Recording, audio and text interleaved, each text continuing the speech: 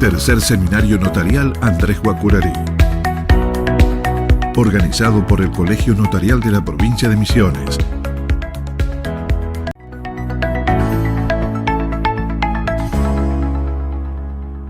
Pensamos desde el colegio, del consejo directivo, que de todo hay que tomar las cosas buenas, y creo que esto que vivimos este año nos hizo crecer en muchos aspectos, y uno de ellos, esta nueva forma de comunicarnos y de capacitarnos. Para aquellos que por primera vez se encuentran presentes en nuestro seminario, veo muchos colegas del país, les contamos que es el tercer encuentro que se realiza en la región, y para nuestro colegio es un desafío de superación constante. Hoy los disertantes darán el marco de un gran nivel académico a este seminario Andrés Guacurarí, donde la figura de nuestro prócer es importante para la historia de toda nuestra región. Les cuento que nuestra tierra no es solamente yerba mate, nuestra tierra,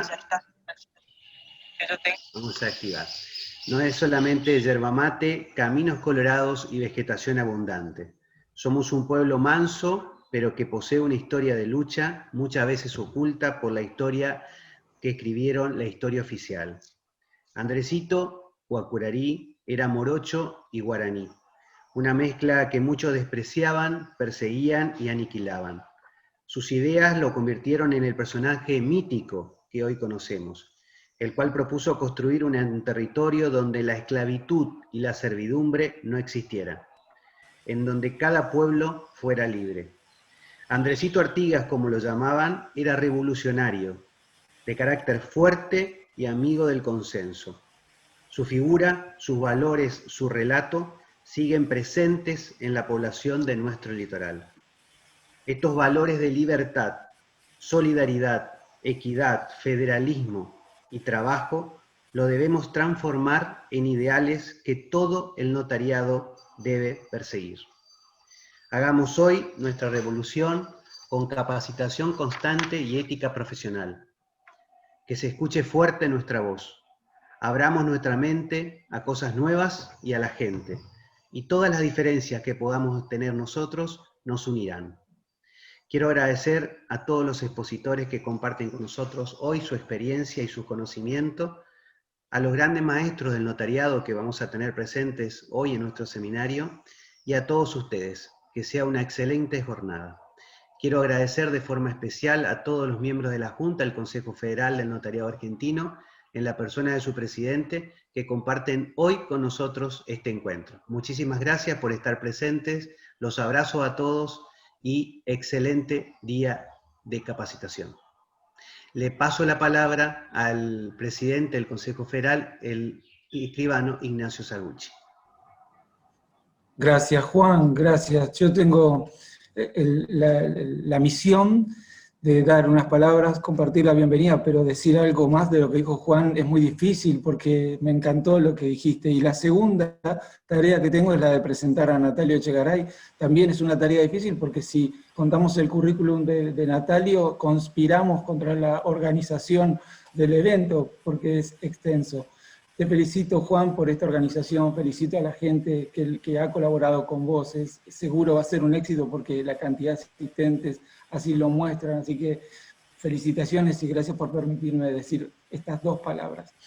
Veo en Natalio, todos los conocen, y la humildad que tiene para exponer su condición de afable, de manera que va a ser de lo más agradable escucharlo, y ese concepto de humildad también lo veo en aquellos que estamos convencidos de que tenemos que capacitarnos permanentemente porque estudiar es una forma de humildad, ¿sí? Saber que tenemos que aprender todo el tiempo. Así que, sin más, y aprovechando esta condición que resalto de Natalio y que es un placer escucharlo, le voy a dar la palabra a Natalio, nos va a hablar de redacción de poderes generales, especiales, específicos e irrevocables. Así que adelante, Natalio, y muchísimas gracias, Colegio de Misiones y querido Juan. Tu presencia se ve en todos lados porque ese efecto de Juan en lo académico también se derrama en el federal y nosotros estamos muy agradecidos. Así que muchísimas gracias a todos y los dejo nada menos que con Natalio Echegaray. Adelante vos, Natalio.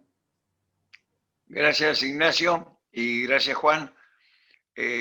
La verdad que es emocionante estar en contacto con Misiones y ver que las provincias que siguen manteniendo y que siguen y quieren mantener la relación con los pueblos originarios, que son los orígenes puros, más la inmigración de la cual salimos nosotros. Es decir, casi nadie es puro argentino, es muy difícil determinar puro americano, y casi ninguno es puro europeo, y la mayoría, sobre todo en la ciudad de Buenos Aires y en la provincia de Buenos Aires, que tienen una inmigración muy superior a la que fue los pueblos nativos. En cambio, en Misiones y en otras provincias norteñas y algunas del oeste, es muy importante todavía la presencia y la influencia de las comunidades originarias. Bueno, el tema que me ocupa, que lo elegí expresamente porque ya no recuerdo si lo elegí o me lo pidieron, pero si puedo lo elijo siempre, porque creo que es uno de los temas que más nos va a unir con la realidad. Es decir, el escribano en su función va a estar en contacto con los poderes en dos momentos. Cuando se otorga un poder, es decir, cuando empieza la circulación de ese documento, y cuando se presenta por el apoderado tiempo después, o cuando fuera necesario, a un notario ese poder ya hecho.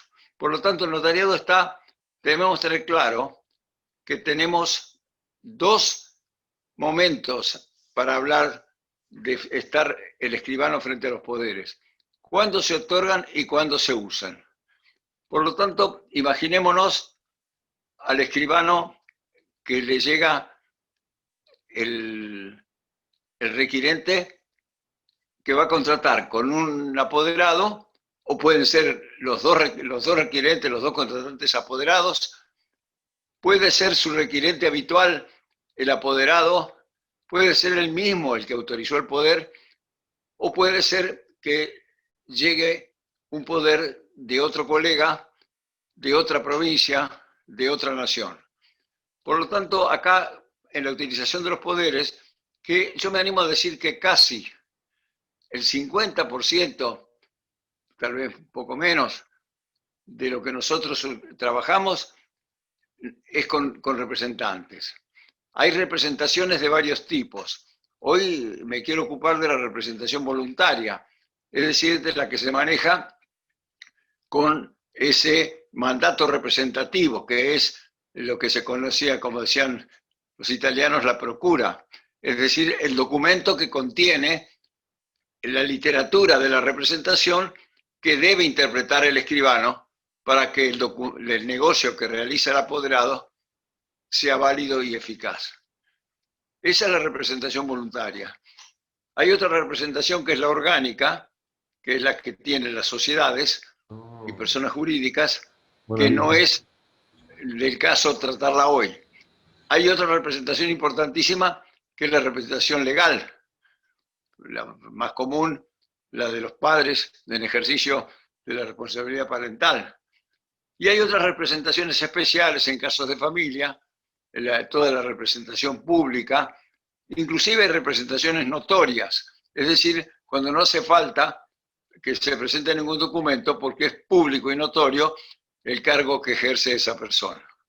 Hoy vamos a hablar de representación voluntaria, es decir, aquella que se da porque se tiene ganas de darla, necesidad de darla, y que tiene un esquema regulatorio en el Código Civil y Comercial.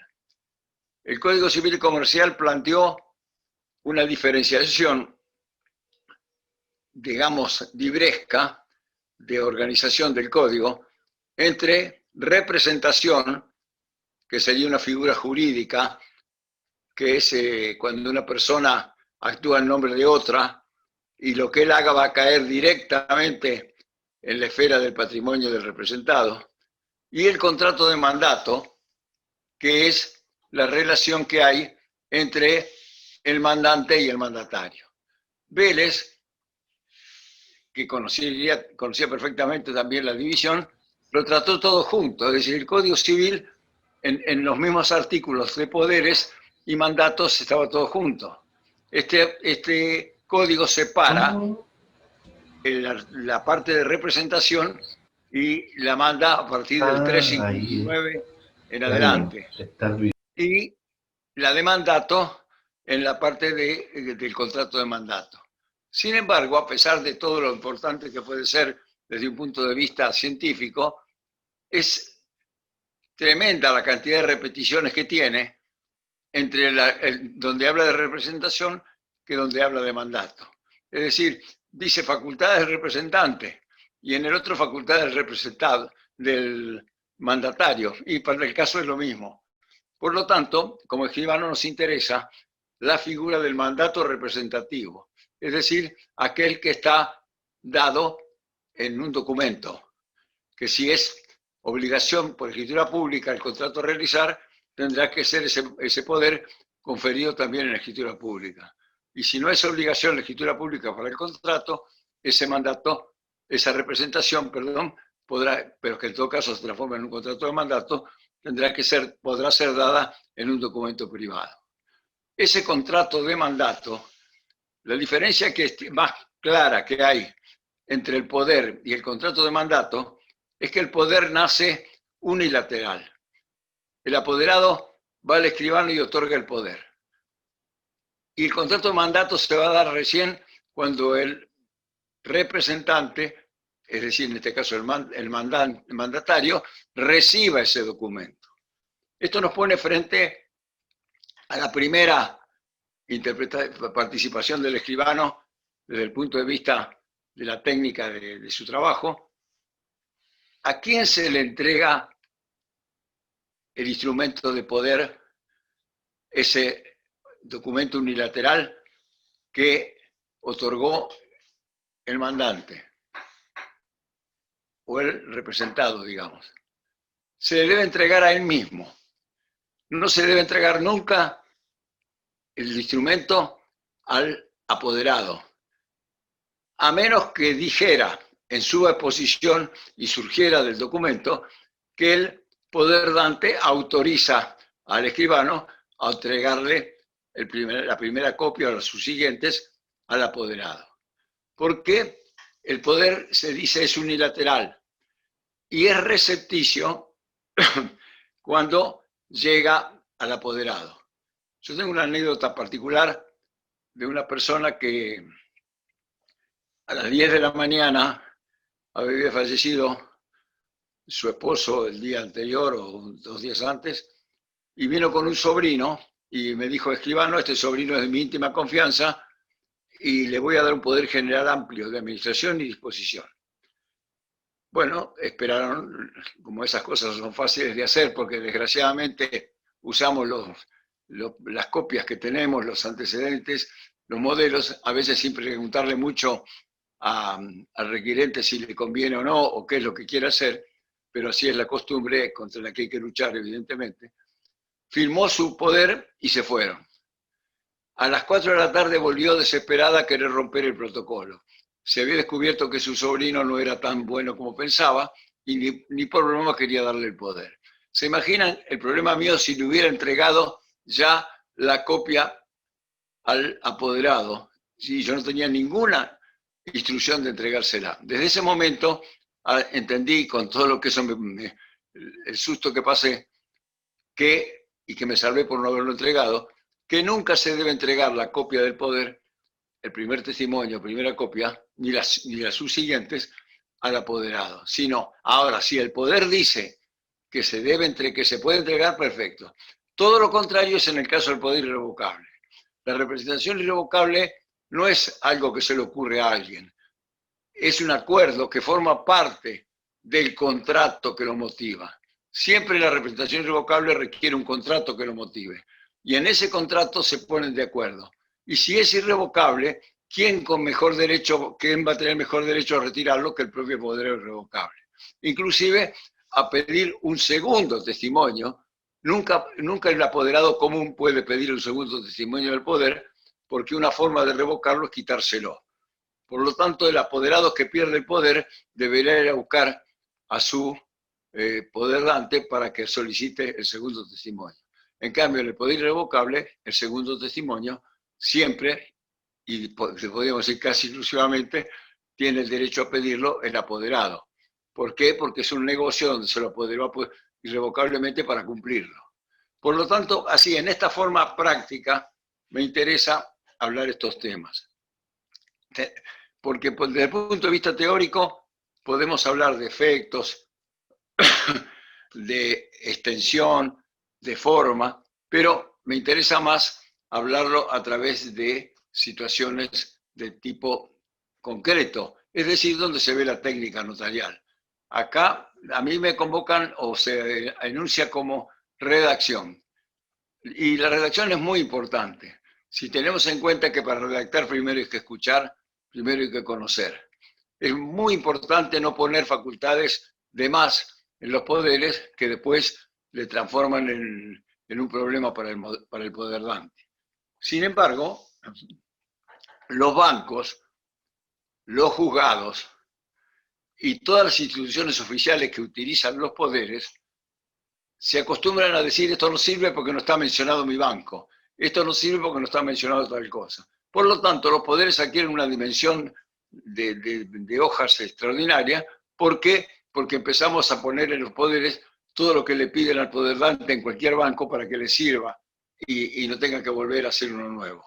Entonces es importantísimo que a esta altura repasemos, paremos, estudiemos un ratito por lo menos qué quiere el poder dante y qué dicen nuestros modelos, y no lo vamos a copiar tal cual, sino que vamos a tratar de no ponerle facultades de cobrar si no se las piden, y en los poderes judiciales, sobre todo, que es obvio que hay que poner las facultades del proceso, pero pareciera que no hace falta porque el que tiene facultad de actuar en un proceso puede hacer todo lo que el Código Procesal le permite, pero, por ejemplo, la facultad de cobrar,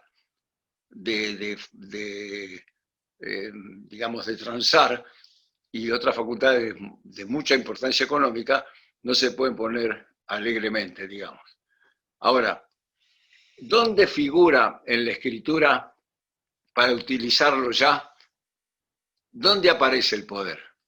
El poder en la escritura aparece, yo hace más o menos unos 50 años o más, que empezamos en la Universidad Notarial a tratar de que se cambien los formularios de las escrituras y que no reflejen un cóctel de disposiciones que hacen a las partes, que hacen al escribano, que hacen al registro de la propiedad, que hacen a impositiva, a AFIP o a cualquiera de esas agencias. Lo importante es que la escritura tenga un marco, que es el lugar y la fecha, y si es posible, si no hay problema de dos escribanos o tres en un registro, dos por lo menos, que titular y escrito, que no se puedan confundir por ahí. Si no, es muy útil poner ante mí escribano tal, titular del registro tal o adscrito del registro tal. Cuando hay titular y escrito, esto se transforma en un problema, por cuanto se puede preparar la escritura y después no sabe quién le va a autorizar. Entonces, mejor no poner nada más que ante mí escribano, ante mi escribano, registro notarial tal, y no poner ni titular ni escrito. Eso se verá cuando quién es el que lo autoriza. Pero si no predetermina, para evitar y después dice, bueno, ahí te firmé un poder, autorizarlo vos, porque figurás en el protocolo. Entonces, en el poder, en la escritura que nosotros sugerimos común, por ejemplo en la compraventa, comparece, después que el escribano se ubica en el tiempo, en el lugar, y dice quiénes comparecen, no es lógico poner por una parte y por otra parte. Eso es para los documentos privados. Acá el notario pone todas las personas que lo requieren. Y después, en una segunda parte, que es una especie de enlace entre esa parte de comparecencia y la parte dispositiva del contrato, aparece el intervienen, donde se aclara que interviene por sí o interviene por otros.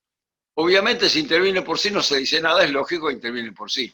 Sin embargo, yo aconsejo que siempre se ponga intervienen por sí o intervienen por otro, porque así ya el escribano tiene que pensar cuando tiene que redactar, o el auxiliar del escribano ya debe saber que en la escritura debe pensar que todas esas personas que están allí, ¿qué diablo vienen a hacer en la escritura? Si vienen por sí o vienen por otro. Y ahí es el momento de poner, intervienen tal y tal por sí y tal en representación de tal persona.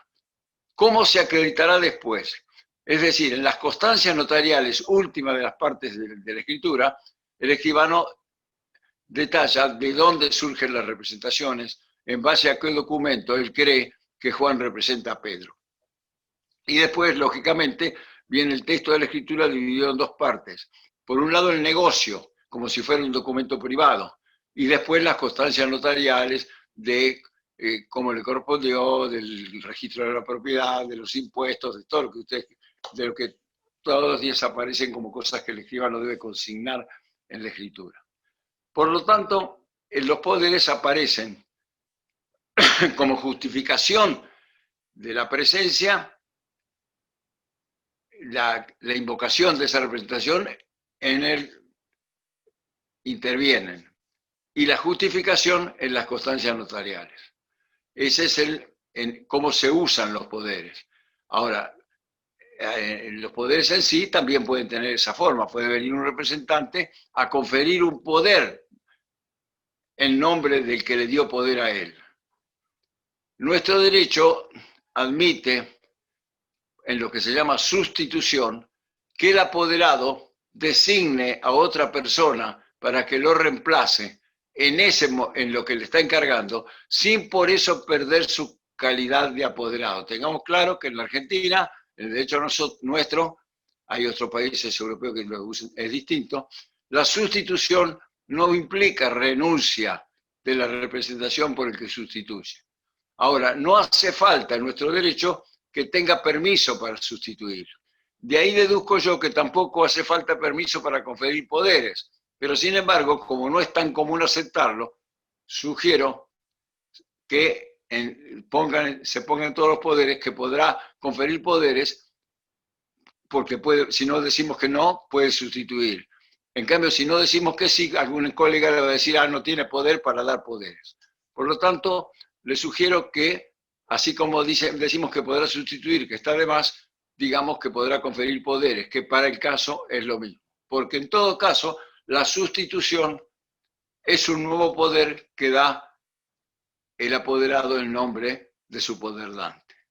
Es decir, y ahí ya más o menos tenemos qué puede pasar en la redacción general de los poderes. Ahora, estudiando el poder, pongámonos en que ya viene a la escribanía. Lo fundamental, lo principal y lo que más problemas nos trae y discusiones es la extensión del apoderamiento. ¿Hasta dónde llega ese apoderamiento?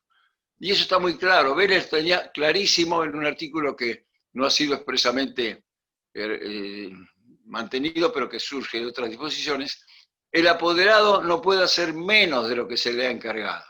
Es decir, que la persona que tiene poder para vender inmuebles, y ojo, un poder general para vender inmuebles no necesita que se diga qué inmueble se va a vender, porque el poder general en nuestro derecho es una enumeración de contratos, de obligaciones, de garantías, de aspectos familiares que puede el apoderado realizar en nombre del poder dante. Por lo tanto, si dice que puede vender inmuebles, no le tenemos que preguntar, el devolver este poder no dice la calle San Martín número tanto. No, no es así. Solamente tenemos un caso en el código, en el artículo 375, inciso B, donde dice que se debe nombrar el inmueble. Y es en los casos del asentimiento. Los poderes para dar asentimiento deben mencionar el inmueble. Ningún otro inciso de esas letras, que es desde la A hasta la M, creo que tiene el 375, habla del poder. El código de Vélez lo traía en las donaciones. Decía que las donaciones debían mencionar el bien que se puede donar. Ahora se cambió y por lo tanto un poder para donar alcanza para donar cualquier inmueble que le encarguen donar o que se le ocurra al apoderado, porque el notario no sabe si se lo encargaron o si se le ocurrió al apoderado. Eso efectivamente es así. Por lo tanto, la extensión del poder general es para cumplir el negocio encomendado. Ahora, si ese negocio está solo en un poder, ya no es un poder general para vender, es un poder especial para vender tal bien. Y si es un poder para vender tal bien en no menos de tantos pesos, ya es un poder específico que está en el código, en el asentimiento, no en el poder para dar el asentimiento, sino en el 470 cuando habla de asentimiento. El asentimiento anticipado, es decir, que ya se considera dado y no hay que molestarlo más, ni tiene por qué aparecer el cónyuge que da asentimiento, exige el bien y las condiciones del negocio. Entonces, ahí sí es el asentimiento anticipado, es específico, bien y condiciones. En el caso de los demás poderes, el poder, inclusive el poder para dar asentimiento es solamente especial, porque dice dar asentimiento sobre tal inmueble, sin las condiciones. Y los demás negocios son todos así especiales. Por lo tanto, decir poder general de disposición es una enumeración de poderes especiales de disposición, de obligación, de todo lo que surge del detalle del 375.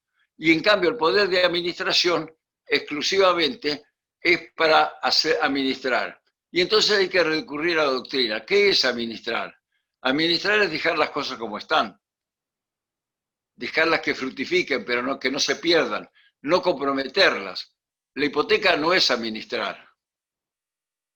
Dar dinero en préstamo no es administrar si no se ha dado poder para eso. Por lo tanto, y tomar deudas no es administrar si no se tiene poder. Por lo tanto, administrar es no comprometer el patrimonio, pero sí ponerlo en movimiento, hacerlo circular, cuidando siempre de que se cuide ese patrimonio. Entonces, un poder general de administración alcanzaría con decir que le confiere poder general de administración y nada más. ¿Qué puede hacer? Todo lo que no dice el 375 cuando enumera para lo que son necesarios poderes especiales. Pero ¿qué pasa? El banco dice, no, yo soy el banco tal y acá lo dice. Y así empezamos y un poder general de administración nos lleva 4 páginas. Por el banco, por las oficinas públicas, por lo que fuera. Pero evidentemente, de acuerdo al fondo, al derecho argentino, no haría falta. Eso sería en cuanto a extensión. En cuanto a la forma es la del contrato al que accede. Ese contrato, al que permite autorizar. Y si ese contrato es por escritura pública, necesariamente el poder tendrá que ser por escritura pública. Ahora, ¿dónde estábamos hablando de técnica? ¿A dónde va a parar el instrumento del poder? Se agrega la escritura. Si se va a usar con posterioridad, ya está agregado. Pero, ojo, esto no autoriza a que se pueda decir comparece el apoderado con el, sino que lo tiene que exhibir, porque mientras tanto se lo pueden haber revocado, se lo pueden haber quitado. Entonces, la primera medida que toma el notario cuando recibe un poder es, además de estudiarlo más o menos detenidamente para ver si tiene facultades para lo que vienen a realizar, es si ese poder está vigente. ¿Y cómo sabemos si el poder está vigente? No hay una reglamentación nacional. La única forma de revocarlo general es hacer una escritura, otorgar un documento análogo al del poder y anotar en la escritura matriz del poder que ha sido revocado ese poder. Por lo tanto, el escribano, la única forma que tiene, no sé si en Misiones tienen ustedes, subsiste algún registro de poderes. No sé si ustedes me pueden decir ahora. En la parte judicial sí existe un registro de contratos y mandatos. ¿Y qué anotan allí? Los poderes generales y en la actualidad lo que se está utilizando en el registro público de comercio es la inscripción de los poderes otorgados por personas jurídicas. Pero ustedes se dan cuenta que ese poder no se puede utilizar sin pedir si está escrito. Entonces, yo desde toda la vida y acá en la ciudad de Buenos Aires, en la provincia de Buenos Aires y en general, se ha sacado.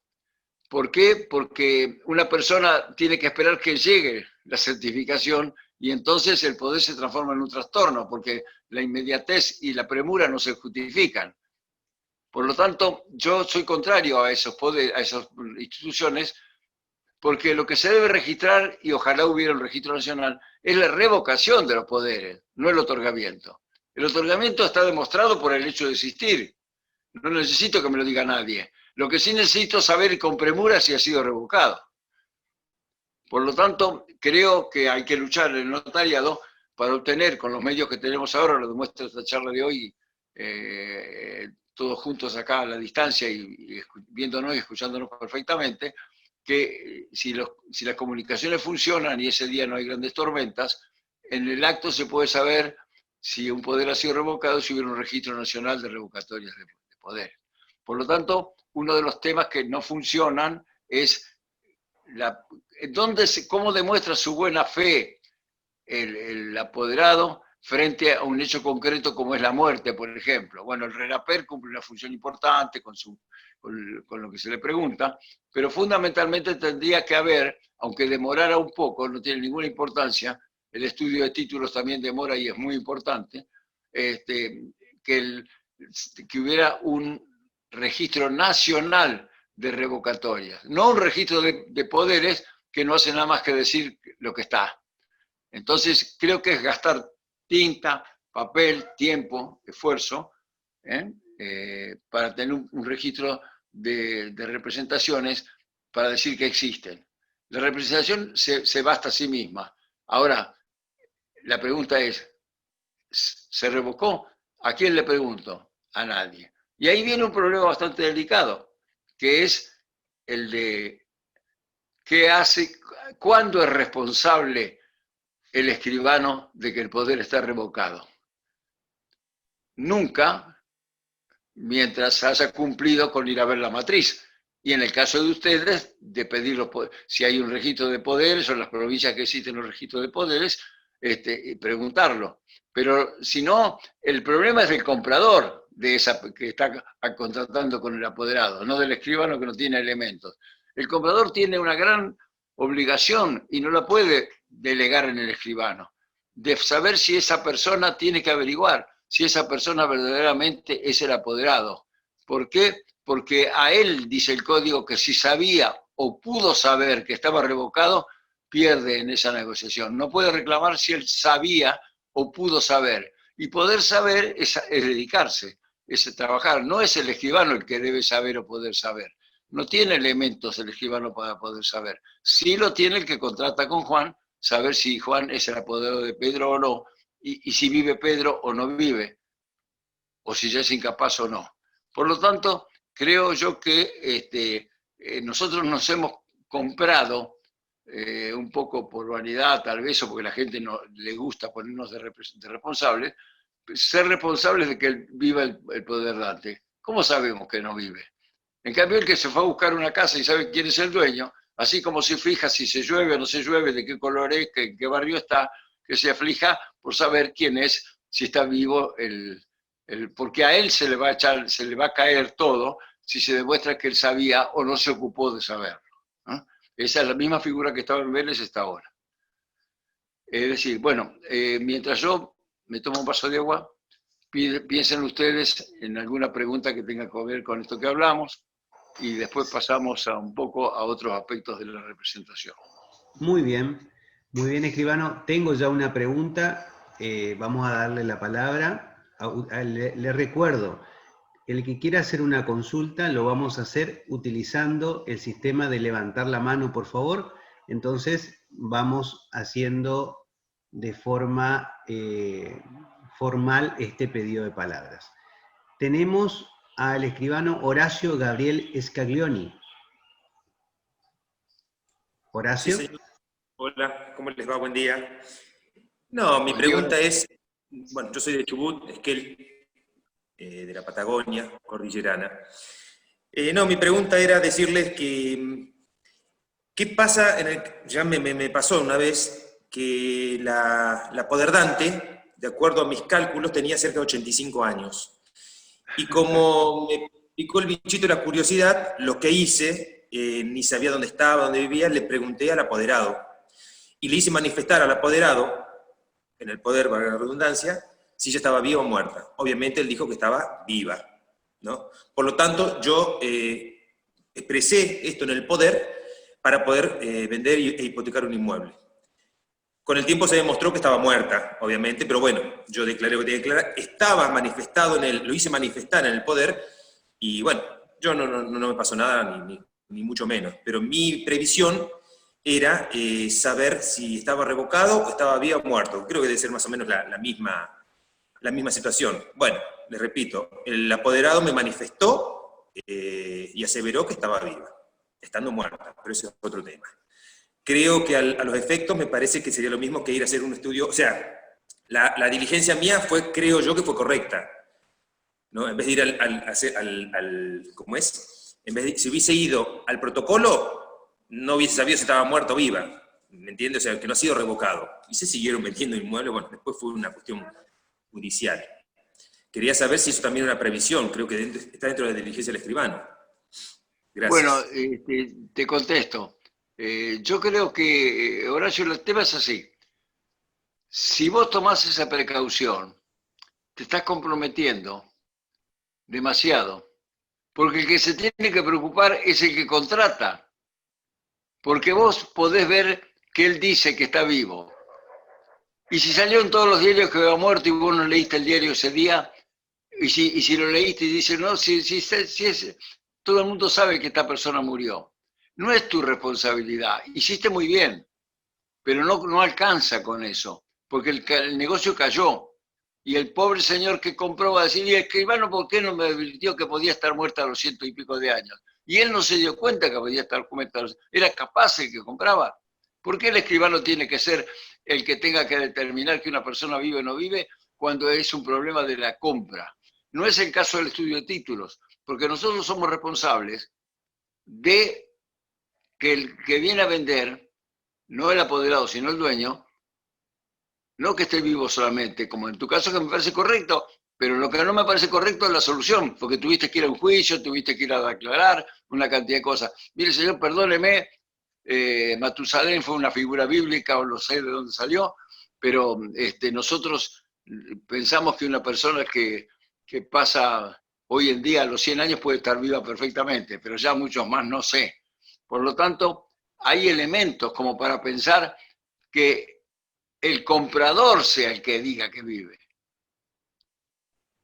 y no el escribano. ¿Estamos? Porque el escribano está para certificar según lo dice, inclusive lo dice el código, en los fundamentos del código, en una parte preciosa donde habla de la función notarial. El escribano está para dar seguridad a las relaciones que se plasman en la escritura. Está para dar seguridad a los contratos, dar seguridad al ciudadano común, que no tiene abogados como tienen las grandes empresas y asesores de todos colores, no, tiene al escribano. Y entonces el escribano aparece como un asesor y además de la fe pública que la podía tener cualquier persona que comprara, si se vendieran los oficios de escribano, comprara y fuera escribano porque paga el hecho de poder certificar las firmas, como es en Estados Unidos, por ejemplo. No es así. Por lo tanto, es responsable de asesorar también al comprador y plantearle, pero fíjese, don Juan, esta persona la edad que tiene. Entonces, no podemos tomar nosotros bajo nuestra responsabilidad esa figura. Vos estuviste bien, te salió bien y cumpliste en el momento, pero digo, para casos, mi consejo, no, cada uno ve las cosas a su manera, yo pienso que como definición, el responsable de la capacidad y de la existencia del poderdante es obviamente asesorado por el escribano que tiene como trata pues le puede contar este caso que te pasó a vos y obviamente con ese caso va a pensar seriamente en no contratar con una persona de esa edad. Pero es como si dijera una persona, mire, viene un señor con no me trae el título. Y vos decís, no, yo tengo que tener el título a la vista. No, yo, sí, bueno, pero consienten que no lo tenga. No, la ley de registro nacional dice que el escribano debe tener a la vista el título de propiedad. No te puede sacar nadie es decir, a riesgo de haber, aunque salga todo bien, que la parte que te estudia tu actividad, o sea, la inspección que tenga como escribano, diga, perdón, escribano, si usted viene, debe cumplir con la ley que dice que tiene que tener a la vista el título. Entonces, no es que sea para la validez de la escritura que haya que tenerlo a la vista, es para la responsabilidad si mañana no aparece, y si ese título estaba prendado o estaba depositado en garantía en algún lado, y uno, como salieron bien los certificados y le tiene confianza a la gente, ¿qué pasa cuando haces esa escritura sin tener a la vista el título y el registro te lo pide? Porque dice, no coincide con lo que usted dice, con lo que yo tengo anotado, mándeme el título. Tenés que mentir y decirle, ya se lo devolví. Es decir, o reconocer que no lo tuviste, con lo que caes en una falla. Pero en el caso concreto tuyo, yo espero que estuviste muy, muy bien, porque el notario está solo, y te regalo que está más solo todavía en la Patagonia, ¿no? Porque esto virtual te permitirá de ahora en adelante contactarte con cualquiera de nosotros en cualquier momento, si tenés la dirección de mail, por ejemplo, y decirle, escribano, mire, ¿qué le parece esto? Y por mi caso, por ejemplo, con todo gusto, los colegas me preguntan, les contesto. Obviamente, si vienen todos los días es otra cosa, pero si me preguntan de vez en cuando alguna cosa, la contesto con todo gusto. Creo que es una especie de obligación que tenemos los que incursionamos en la docencia.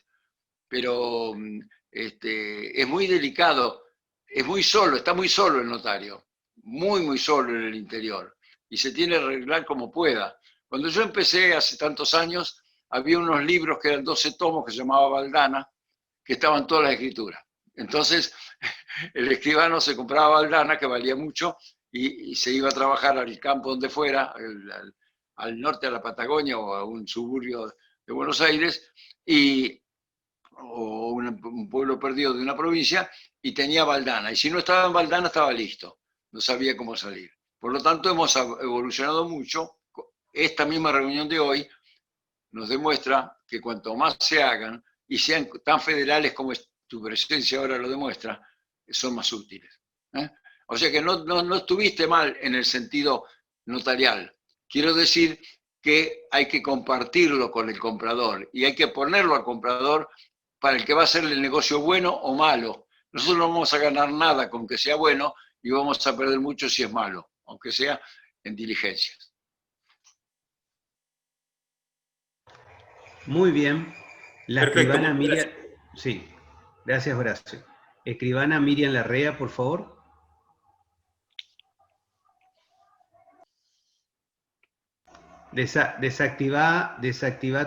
Activa tu audio, perdón, Miriam. Ahora sí, ahora. Sí, buenos días para todos. Día pasado nosotros tuvimos un encuentro, una capacitación, diríamos, con los agrimensores. Entonces el tema era para intercambiar ideas y, bueno, conocimientos. Tocó hablar del tema de los poderes, y ellos hicieron un comentario de que en la dirección de catastro algunos poderes son rechazados a los agrimensores, ¿no es cierto? Cuando firma un apoderado, ellos le piden la copia del poder, y, por ejemplo, si dice firmar planos de mensura, para ello no es suficiente si se hace, por ejemplo, un fraccionamiento o una unificación. Entonces, quería saber si eso es correcto, porque si nosotros le estamos diciendo plano de mensura, mensura es mensura. Ahora, si es un poder, por ahí en una de esas tienen razones, si hacemos un poder general de administración y disposición, comprende todo. Ahora no sé si es necesario hacer un poder especial, especificar si tiene que ser justamente unificación, fraccionamiento, una cosa así. Bueno, me parece un exceso tremendo de la persona que se lo pide, que generalmente debe ser un empleado que sabrá mucho de agrimensura, pero poco de derecho. No, es el Entonces, abogado. Es el bueno, abogado de la Dirección de Catastro el que pero para recibe. eso le pagan al abogado para poner, que me perdonen los colegas abogados, para hacer valer su trabajo y poner trabas. Porque si una persona dice que confiere poder general al agrimensor tal para que realice todos los trámites respecto al fraccionamiento tal, o si no, para que realice cualquier trámite que tenga, es decir, lo que pueden tener derecho a decir, señor, a mí me parece que acá debe decir el bien de qué se trata. Entonces ahí aparece el Colegio de Agrimensores o los agrimensores planteando aspectos especiales que a ellos les interesan. Entonces el escribano debe saberlo porque le van a rechazar el poder. Pero eso no quiere decir que sea lo que dice el código. El código no dice agrimensores, no dice nada. Es decir, si a una persona se le encarga algo, si yo le encargo, hay provincias donde el solo hecho de encargarle a un abogado un trabajo representa que tenga facultades para todo lo que le pide el Código Procesal. Por A ver, ejemplo, permiso, parece que, o sea, está bien lo que usted dice, pero yo me estoy refiriendo a un poder conferido a un particular, y este particular es quien firma en representación del propietario. Entonces, al agrimensor le piden el poder que hacemos nosotros. ¿Sí? Pero por eso sí, pero el poder se lo dieron, perdón, vamos a hacerlo más amplio. Un poder para vender un inmueble. Sí. ¿Le tiene que decir para firmar la escritura? No. No. ¿Por qué? Porque vender el inmueble es firmar la escritura. ¿Tiene que decir para dar la posesión? Sí, si se lo entregó, sí, si no, no. ¿Tiene que decir para que pague los impuestos? Y si la casa es de propiedad horizontal y le dio poder para vender y resulta que se puede vender el propiedad horizontal, ¿cómo no va a tener derecho a firmar el reglamento de copropiedad? Sí. Entonces, decir que le da poder a una persona para administrar un inmueble o para vender un inmueble y requiere un plano, esa persona que tiene poder para vender tiene que nombrar al agrimensor. Entonces, cuando dice que da poder para vender, tiene que decir que tiene poder para designar al escribano. Tendría que poner qué escribano va a ser. Tendría que decirle lo que tiene que hacer el escribano. Es que, bueno, así yo quise decir al principio, y esto me viene muy bien, que aparece toda una tipología, una redacción que está dada por las personas que tienen autoridad para oponerse. El que tiene autoridad para revisar se va transformando poco a poco en un pequeño dictador, porque va a pasar lo que él diga que pasa, lo que él dice que no pasa, no pasa. Entonces esa persona se va inflando de poder de tal manera que en vez de buscar la forma de hacer lo que él tiene que hacer, encuentra la forma de no hacerlo. ¿No? Es decir, es una posibilidad, esto ya habría que verlo psicológicamente, ¿no? Es decir, qué papel asume el que tiene poder y hasta qué límite lo lleva. Pero evidentemente, fíjense que dice el código que deben las facultades, es el 360, comprenden todo lo necesario para cumplir el negocio que se le encomendó. Y después en las facultades del representante, fíjense en el código, en la facultad del representante, que dice debe hacer todo lo que se usa para eso, todo lo que se usa, todo lo que es de uso y costumbre. No es posible que sea una Biblia, un poder por las cosas que se usan. No, el que tiene poder para realizar un acto, tiene poder tiene que vender una casa y necesita hacer un poder, ¿cómo no va a tener poder para autorizar a un agrimensor para que haga lo que él necesita? Ahora, que le pregunten, perfecto, pero no que lo diga el poder.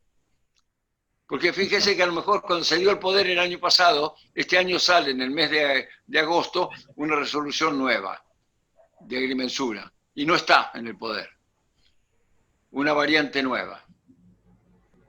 Entonces, esto pasa bastante con el fideicomiso, que no está en los poderes el contrato de fideicomiso. Y entonces mucha gente plantea que necesitaría, pero hay poderes más viejos antes de existir, poderes más antiguos desde que existiera la utilización del fideicomiso. Y bueno, yo creo que sí, que es bueno que esté, porque es una forma de comprometer bienes. Es decir, estamos hablando de comprometer un inmueble. Entonces, si puede constituir... Así que es bueno que si quieren las partes, nos acostumbremos a poner que el apoderado general puede constituir, celebrar contratos de fideicomiso, porque ahora existe como una cosa normal y corriente. O cuando no existía leasing, por ejemplo. Fíjense que para mí, qué importante que es que la locación, hasta 3 años, no hace falta que lo diga el poder, porque son necesarios poderes especiales para contratar locaciones por más de 3 años. Cualquiera que tenga un poder de administración puede celebrar un contrato de locación por hasta 3 años. Y el más importante, que nos vemos todos los días, es para aceptar donaciones. Cualquier poder de administración sirve para aceptar donaciones. Vélez lo decía clarito. Se pueden aceptar donaciones con un poder especial al intento, con un poder general para aceptar donaciones o con un poder general de administración. Porque como es a favor de la persona que lo recibe, no hay una pérdida de patrimonio. Lo que debe cuidar la ley es que el apoderado no se exceda y haga más de lo que puede. Pero esto es a favor del apoderado. Por eso los padres pueden hacerle y aceptarle donaciones a los hijos sin pedirle permiso al juez. Ellos mismos le donan a sus hijos sin pedirle permiso al juez para que no les dé permiso para aceptar. Porque para aceptar donaciones no hace falta una especie, porque es a favor. Y todo lo que exceda a lo que es a favor se tendrá por lo escrito. Por lo tanto, el aceptar una donación no lo va a comprometer nada más que con lo que recibe en donación, con ninguna otra cosa. Pero este drama de lo que le piden al agrimensor lo tenemos en cualquier oficina, de cualquier gremio. Las obras sociales, que dice, que no dice, el banco, que no dice tal cosa, cuando va a migraciones y no dice tal, y se queda sin viajar, ¿no? Es muy delicado y todo esto es realidad. Y esta pregunta nos pone frente a que las reuniones académicas son para esto también, no son solo para hacer la Torre de Marfil y hablar de los contratos, sino para hablar de lo que le pasa al escribano, ¿no?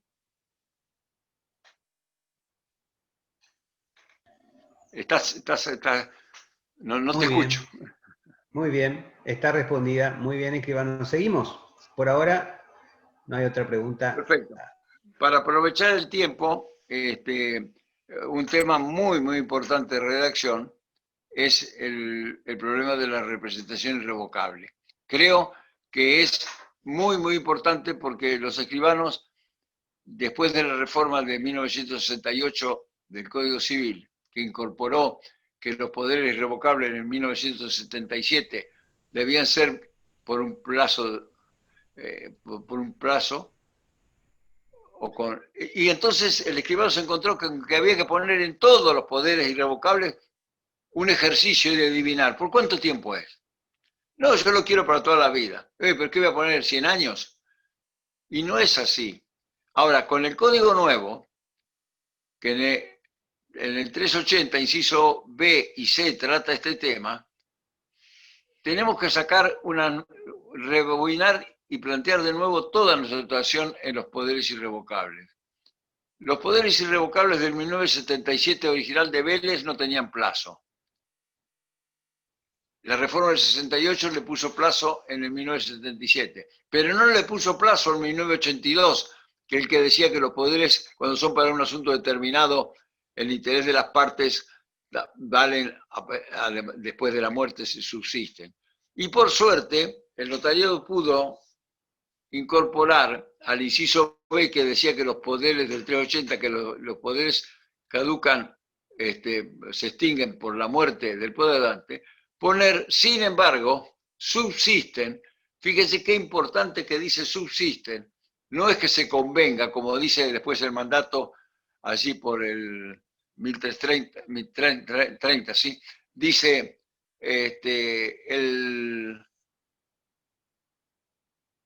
dice, el poder es irrevocable cuando se conviene en el inciso B y C, B y C del 380. Y no es así, porque el B no se conviene, es por efecto de la ley que subsiste. Es decir, cuando el poder surge del poder, que es para cumplir un negocio que se determina perfectamente, que hay un interés de alguna de las partes, del que lo da o del que lo va a ejercer o de un tercero, para que esa representación subsista, no es necesario que tenga plazo porque va a servir, va a valer, aunque se muera, obviamente, aunque se incapacite. Por lo tanto, yo creo que ya debemos pensarlo muy seriamente, que poner fecha de cese de esa representación irrevocable es cuando las partes lo necesitan que sea así. Cuando ellos se han puesto de acuerdo, que te doy poder irrevocable, pero no quiero que dentro de 5 años siga apareciendo en la guía de contribuyente como que soy el dueño. Si al año no hiciste la escritura, esto cae. Entonces, quiere decir que hubo una necesidad de las partes de poner un plazo. Si las partes no exigen un plazo, si no se ve necesario, no hay por qué poner un plazo, porque el plazo es en los casos que se pacte, como es el inciso C, que obliga a pactarlo. Porque pueden revocarse con justa causa, tengan o no tengan plazo, el poder irrevocable se puede revocar como cualquier otro negocio con justa causa. No es necesario ni que lo dijera eso. Por lo tanto, tengan mucho cuidado en la representación irrevocable con ponerle un plazo. Esto se está viendo mucho en los negocios inmobiliarios, donde en la Ciudad de Buenos Aires, por ejemplo, tarda muchísimo la aprobación de los planos. Y pasan 4 o 5 años y el plano no termina de aprobarse. ¿Por qué? Porque los constructores trabajan contra la ley, no contra el reloj. Es decir, tratan de sacarle el máximo posible al metraje construido. Y entonces tienen muchas vueltas para aprobarlo y demoran hasta que consiguen aprobarlo.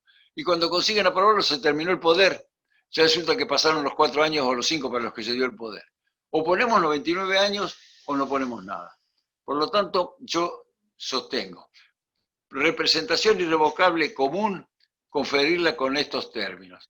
Confiere representación o mandato o poder especial irrevocable, que es lo que se usa, en los términos del artículo 3, del inciso B del artículo 380 del Código Civil y Comercial de la Nación, y todo lo que se puede hacer. Y no ponerle ningún plazo. Y si hace falta ponerle un plazo, será también del inciso C. Pero es como una segunda parte, como es una parte especialísima de la representación irrevocable ponerle plazo. Por eso lo quería decir, que no nos faltara tiempo, que depende de nosotros ir incorporando a nuestros formularios, a nuestros modelos, irle sacando la obligación. Nunca hubo obligación de poner el plazo, y menos ahora que especialmente aparece como una necesidad. Ahora, si ponemos plazo, estamos sujetos al plazo. Lo dice claramente el C. Vencido el plazo, la representación se extingue. Entonces no es cualquier cosa poner un plazo, ni hay qué plazo le gusta, vamos a poner 5, 6, no. Lo mejor es no ponerlo, si no hace falta. Y si hace falta es porque a las partes le conviene. O puede decir un vendedor avisado, dice, no, mire, yo estoy poder revocable, pero no quiero que sea por mucho tiempo, porque después sigo apareciendo como contribuyente en las listas de contribuyentes y tengo muchos problemas. Por lo tanto, es una forma de obligarte a escriturar, porque ¿de dónde aparece el poder irrevocable? El poder irrevocable no aparece como una figura, es una figura muy accesoria del código. Sin embargo, gente despierta para los negocios descubrió que comprando y con un poder irrevocable se ahorraba de momento la escritura. Y cuando encontraba a alguien a quien cederle, le cedía y ya está. Se había ahorrado una escritura y le cedía el boleto y le escrituraba él mismo al comprador. O a él mismo, a sí mismo. Pero obviamente el apoderado, cuando escritura a un tercero, tiene primero que ceder. Por sí cede los derechos y por el poder dante transmite el dominio. Es decir, que hay que tener en cuenta esa circunstancia. Esto viene un poco a cuenta de otro tema que es muy importante y muy común y que no quería olvidarme.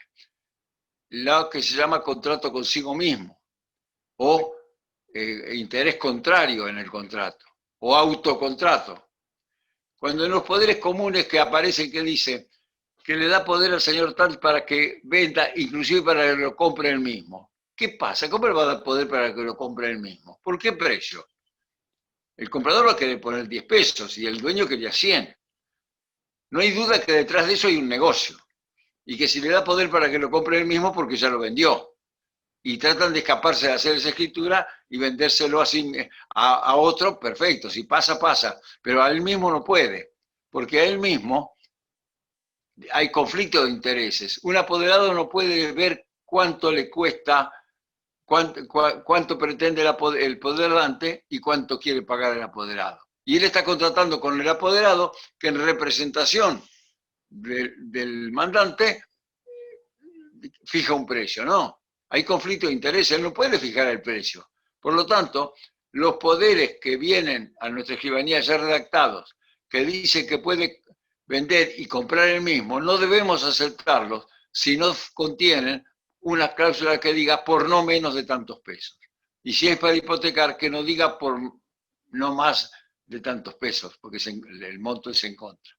Por lo tanto, esos poderes traen, generalmente no pasó nada, pero está lleno de escrituras antiguas donde el apoderado que tenía, como Vélez decía, y lo dice actualmente el código, que puede venderse a sí mismo o contratar a sí mismo si tiene permiso, pero ese permiso, como lo demuestra el asentimiento anticipado que hoy hablábamos, ese permiso debe tener qué es el negocio. Por lo tanto, cuando dice que puede comprar el mismo, por lo menos de la evaluación fiscal, por lo menos de tantos pesos, ¿no? Para que si no hay un contrato consigo mismo, hay un conflicto de intereses y eso puede ser observado por el poderante cuando sepa que lo usó. Obviamente, si pasan 2 años y se enteró y no lo usó, ya no podría atacarlo. Pero de cualquier manera, trabajemos bien y cuando nos vienen a pedir un poder de apuro, escribano, compré esto, pero no quiero figurar, quiero que me den poder, me van a dar poder para venderlo a cualquiera, inclusive a mí mismo, decirle no, vamos a ponerle un precio mínimo, porque si no, no va a servir. Va a elegir, el comprador va a elegir otro escribano, y ese escribano con todo gusto va a decir, este poder no me gusta. Y por ahí se pierde la operación por no tener esa precaución. Perdón porque me entré con otra cosa, pero tu pregunta estaba, ¿no? Ya está. No sé cómo seguimos. ¿Me toca a mí o le toca a usted? Hay una pregunta del escribano Horacio.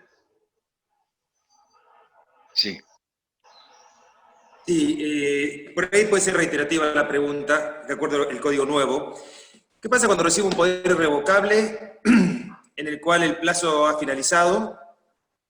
Porque me acuerdo de la teoría de toda la vida de escuchar las dos campanas, que por un lado se termina el plazo y se termina la irrevocabilidad y no así el poder, cosa que el código nuevo ahora dice que se extingue el poder.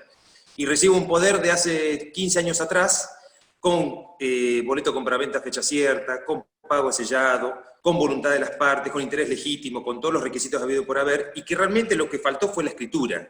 Ahora, ¿cómo me agarro? O sea, estoy entre la espada y la pared. Hoy por hoy lo tendría que rechazar, pero también hace unos años la doctrina también hablaba de que la irrevocabilidad era del plazo y no del poder. ¿Se entiende? No, yo te entiendo y fui defensor, hasta que salió el código nuevo, fui defensor de que, y tengo escrito mucho sobre que el plazo es un disparate y que va contra la naturaleza jurídica, la representación irrevocable, ponerle un plazo. Pero ¿qué culpa tengo yo que la ley le puso un plazo? Lo que tenemos que hacer es cambiar la ley. Por eso digo que dejémonos de plazos y usemos el vehículo. Ahora, en lo viejo, y no lo arregla el artículo 7 tampoco, no lo arregla la ley en el tiempo ahora, porque la situación se produce ahora. Es decir, creo que yo, no sé, ¿qué pasa si después dice que no sirve? ¿Qué hace? Ahí sí que le hago firmar al comprador que ha sido asesorado por quien lo va a defender cuando se diga que esto no está bien, y que él acepta ese poder. No yo, él lo acepta. Es decir, no puede, el escribano nunca, me parece muy bien la pregunta, el escribano nunca puede pensar que él es el árbitro. Lo que tiene que defender y cubrir es su tarea. Entonces, en ese caso, si el comprador viene con un abogado y le dice, yo asesoro a mi cliente y él va, bueno, doctor, me va a firmar usted y su cliente que de verdad, asesorado por usted, el señor Juan, decide que este poder está vigente porque es totalmente antijurídico que ese plazo vencido que se puso, no sé por qué, cuando la intención de las partes fue que esto fuera irrevocable. Por siempre. Mientras no se haga el negocio es irrevocable. El negocio subsiste y ahora el plazo, porque antes no había plazo. Por eso yo cuando, como decía, limitado en el tiempo, decía en el 68. Hasta el 68, yo soy mucho más antiguo que eso de escribano, te puedo decir que empecé en el 1953 entré en una escribanía como escribano recibido para hacer los mandados, pero era escribano, me mandaban al correo, pero evidentemente a llevar las cartas, pero empecé a trabajar, a conocer desde 1953, nadie pensaba en los plazos del poder, sino cuando verdaderamente alguien era un visionario y dice, no, lo quiero limitar. Y después apareció del 68, y ustedes los jóvenes ya encuentran a partir del 68 de que tienen un plazo limitado. Entonces yo creo que es antijurídico. Ahora, ¿quién me asegura que va a haber una cámara de apelaciones que diga que está bien lo que estás haciendo?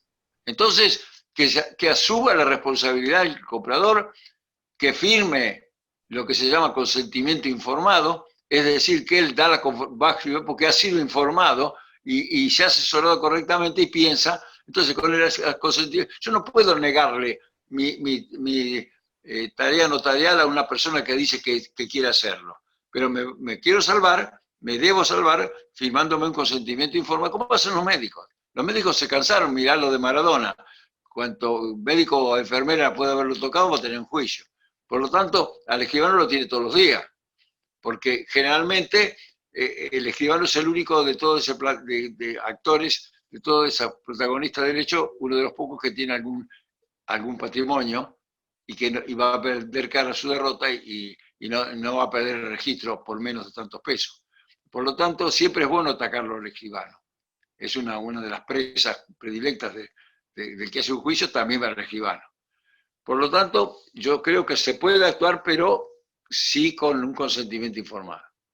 Que quedes libre. Igual tendrás que discutir después con tu autoridad disciplinaria a ver si estuviste mal o no. Allá ustedes, ¿qué disciplina tienen? ¿De colegio o judicial? ¿Quién les dice que trabajan mal allá en tu provincia? No, convengamos que... El colegio. No. Lo que pasa es que acá hay, creo que en todos lados, el derecho notarial, creo que los jueces, salvo y muchos abogados, creo que no tienen idea, o muy poca idea, de lo que es el derecho notarial. Y una vez se aplica una cuestión que la doctrina notarial es mayorista, y ellos muchas veces hacen agua.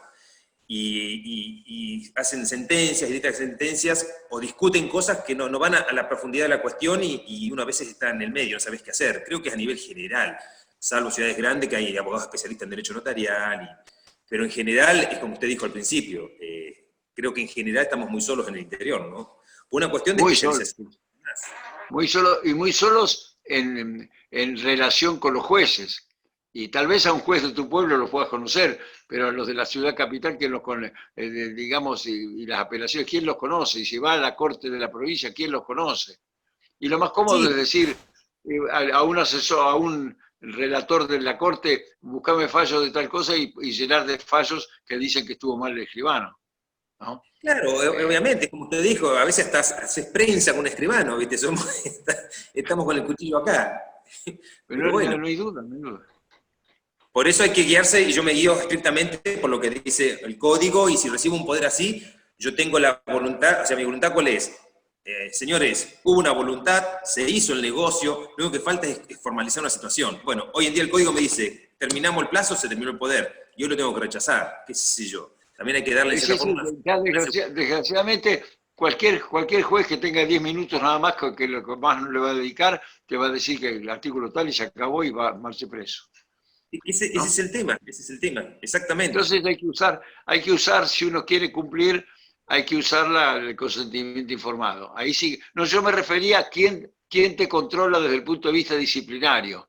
Yo, No, por colegio. ejemplo, que me jubilé en la provincia de Buenos Aires, tenemos justicia notarial, ¿no? Hay No, un juez nosotros tenemos el colegio y hace poquito, en la comisión en la que estamos ahora, hace unos años, se hizo el reglamento de ética.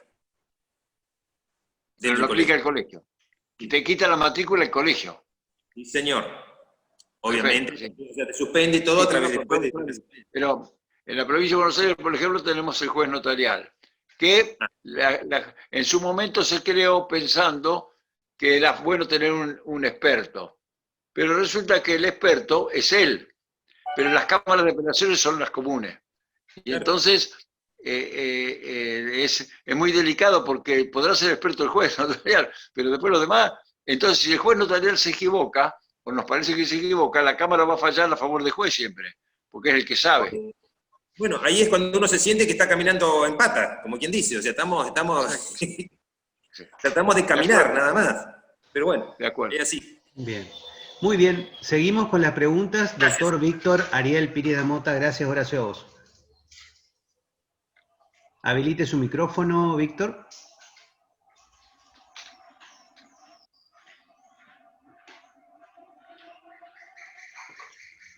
No te escuchamos, ¿eh? Ahora Bueno, sí. ¿qué tal? Estaba con el micrófono silenciado. Sí, buen día. Realmente muy clara la exposición. Simplemente respecto a los poderes irrevocables, mencionaba el no poner plazo en función de lo que establece el inciso B del artículo 380. Pero yo entiendo, y bueno, y esta también es la pregunta, de que el inciso B habla de la irrevocabilidad solamente por muerte de representante o de representado, y creo que para los demás casos de revocación debe, de acuerdo a lo que dice el inciso C, contener plazo.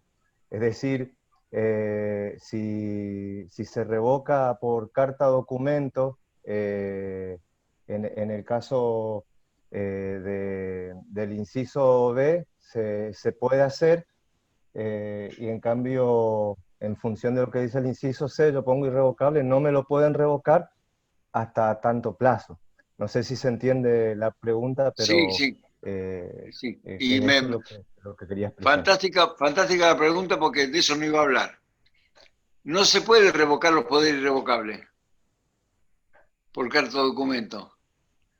Es decir, es ineficaz revocar un poder irrevocable. Nadie puede revocar un poder irrevocable, lo puede revocar un juez. El que quiere revocar un poder irrevocable tiene que presentarse a la justicia y que lo diga el juez. No te puedes mandar ninguna carta o documento. Eso ya lo decía Troplón, mirá los años que serían, que fue la base de Vélez. En el artículo 1977 decía que se ve basado en la obra Mandatos de Troplón. Artículo 718, sería un párrafo, no sé, 718 decía, y dice, es ineficaz,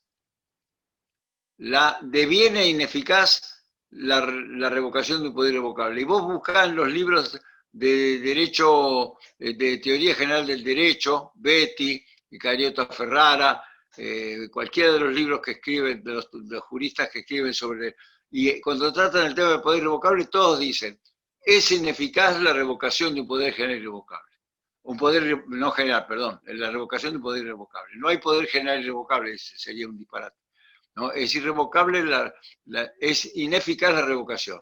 Así que si en tu caso te mandaban una carta de documento, no va. Ahora, yo sí la recibo como escribano, una carta de documento donde el Sí, a poder lo que me refería, revoca. perdón, es que en el caso del inciso B, la subsistencia del apoderamiento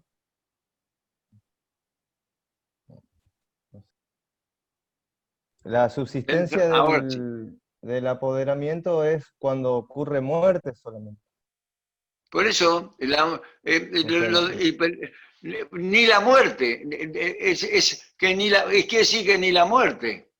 Lo otro es indiscutible que no lo revoca. Lo que te dice es que ni la muerte lo revoca. La incapacidad tampoco, a pesar de que más adelante dice que es la incapacidad. Pero la incapacidad es de menor calidad que la muerte, por lo menos sigue viviendo. Por lo tanto, si después de muerto vale, ¿cómo no va a valer mientras está vivo, aunque esté incapaz? Si ya cuando ya no existe vale, ¿cómo no va a valer cuando existe, aunque sea incapaz? No tiene, es decir, no está legitimado quien confirió un poder especial irrevocable a revocarlo si no es con justa causa. Y la justa causa debe ser probada judicialmente. Ahora, si yo como escribano recibo una carta de documento de un poder dante, lo notificaré al apoderado y le digo, mire, acá me revocan esto, arréglense ustedes. Yo, mientras tanto, me abstengo. Pero si el señor insiste, tiene razón. Si el apoderado insiste, tiene razón. Si no hay documento... ahora, obviamente, después el poderante era amigo del juez o tiene un buen abogado y dice, no, el solo hecho que el escribano sepa que nosotros estábamos discutiendo esto debió abstenerse. Ahí estamos en la delicada función nuestra de actuar o no actuar. Pero jurídicamente no sirve. Muy bien, entrando en los últimos 5 minutos de la disertación, le damos la palabra a la escribana Flavia Hurt. Buen día para todos. Buen día. Mi pregunta va a lo que hablábamos en la primera parte en cuanto a la extensión de los poderes, pero los poderes otorgados, los poderes preventivos, otorgados en virtud de un acto de autoprotección. La interpretación restrictiva en esos casos, ¿tendría que ser absolutamente restrictiva o podríamos aplicar los mismos criterios que vimos en la primera parte? Y por el otro lado, si sería una buena técnica, a los fines también considerar la extensión del poder, dejar constancia que el mismo fue otorgado en virtud de este acto de autoprotección. Bueno, yo tengo posición personal, no tengo posición tomada porque no tengo jurisdicción para decirlo, ¿no? Y lo que van a decir son los jueces. Yo creo que la autoprotección es una cosa y dar poder para vender una casa después de estar enfermo no me parece que sea justo. Por ejemplo, ¿yo puedo dar un poder para vender una casa después de muerto? No. Tengo que haberla vendido para que valga mi poder después de muerto. Si quiero que se venda después de muerto, tengo que hacer, como lo dice muy claramente en la parte de poder irrevocable, de mandato irrevocable en el contrato de mandato, todo contrato para ser hecho después de la muerte no vale si no es conforme al testamento. Entonces yo no puedo enfermarme y pensar que ahora que estoy bien, voy a ir a un escribano, voy a hacer un contrato, unas disposiciones para mí, porque las disposiciones son para la muerte digna, pero no para que disponer de los bienes cuando ya no podés disponer. Es decir, yo estoy en contra de que se use las disposiciones estas para la autoprotección para conferir administración y disposición de bienes, sobre todo disposición de bienes. Puede ser, me parece que todo el mundo lo va a hacer con el cuento de la autoprotección, van a valer toda la vida los poderes. Entonces se va a hacer letra muerta la incapacidad. Una cosa es la autoprotección, pero de ese artículo de la autoprotección no podemos llegar a llenarnos de poderes, a encontrar la panacea, como es la gente que encuentra, por ejemplo, en el fideicomiso, la solución de todos sus problemas.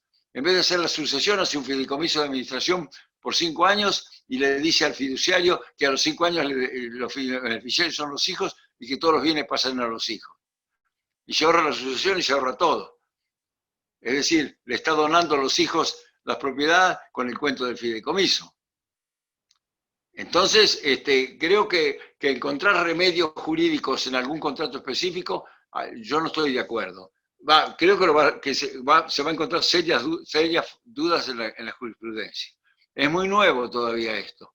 Yo no tengo, si lo tuviera que hacer como juez, por suerte no tengo nada que hacer como juez, así que es muy difícil, pero pienso que sería un gran abuso de la figura de las disposiciones para la propia incapacidad, ya darle poder a una persona para después que yo no pueda.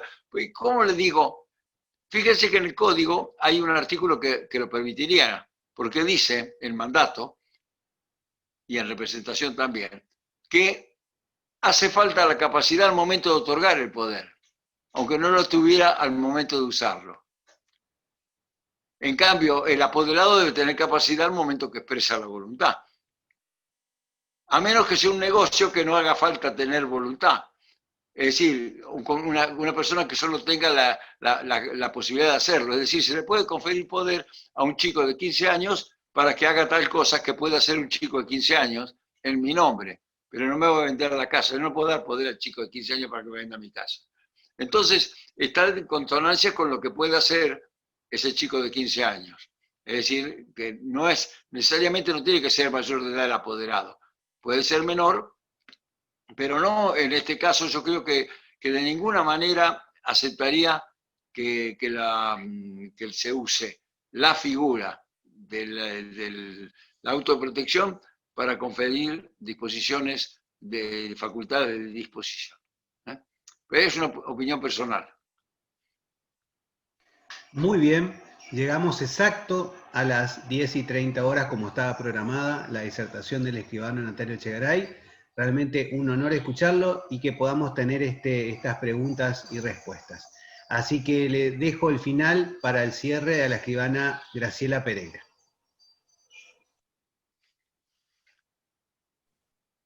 Bueno, como decían también los mensajes, Natalio, para todos nosotros son muchísimas gracias, Misionero, que es el organizador, pero todo el notariado del país que está escuchando esto, que nos hayas transmitido tu conocimiento. Estamos todos muy contentos con todo lo que dijiste y nos ayuda mucho hasta con tus contestaciones, la parte teórica, porque es lo que nos toca diariamente. Así que te transmito en nombre de todo el colegio notarial el agradecimiento por estar en este seminario. Muchísimas gracias, Natalia. Muy bien. Ahí se Bueno, un poquito cortado al final. Sí, muchas gracias, Juan. escribano, por su participación y su voluntad rápida y su aceptación para participar en estas jornadas. Realmente de forma personal y todo el Colegio de Escribanos, agradecemos su participación. Bueno, yo aprovecho para decirles que el agradecido soy yo que me permitan a esta altura y por estos medios de comunicarme con ustedes, y a la vez me permitió comunicarme con Esquel, es decir, extraordinario. Y eso sí, quiero aclarar que si yo tengo alguna posición personal en algo, no la quiero vender. Es decir, lo que menos quiero es que todos piensen como yo. Yo pienso que hay que discutir todo, y a veces estoy solo en algunas cosas y otras veces acompañado. Pero de ninguna manera tenemos razón, todo hay que discutirlo, y creo que se llega a la discusión permanente con este trabajo permanente. Yo lo felicito porque esto es fundamental. Es fundamental, yo por lo menos aprendo con las preguntas, por lo tanto, ¿qué voy a enseñar? Aprendo yo. Muchas gracias. Gracias, Natalia.